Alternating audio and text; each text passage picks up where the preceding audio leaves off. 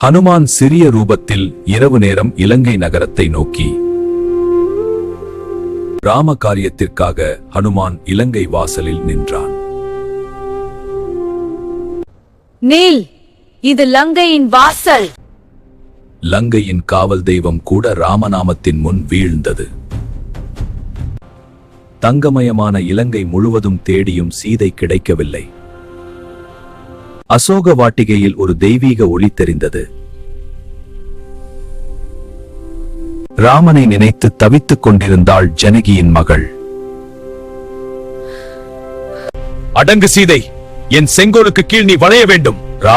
சீதையின் மனம் ராமனிடமே இருந்தது. உன் ராமன் இங்கு இல்லை, நீ என்னை மணந்து கொள்ள வேண்டும். மரத்திலிருந்து ராம கதையை மெதுவாக சொன்னான் ஹனுமான். ராமா ராமா ஜெய ராஜா ராமா. ராமரின் மோதிரம் கையில் வந்ததும் சீதைக்கு உயிர் திரும்பியது. இந்த சுடாமணியை ராமரிடம் கொடு என்றாள். ராமன் வருகிறார் என்ற நம்பிக்கையுடன் காத்திருந்தாள் சீதை.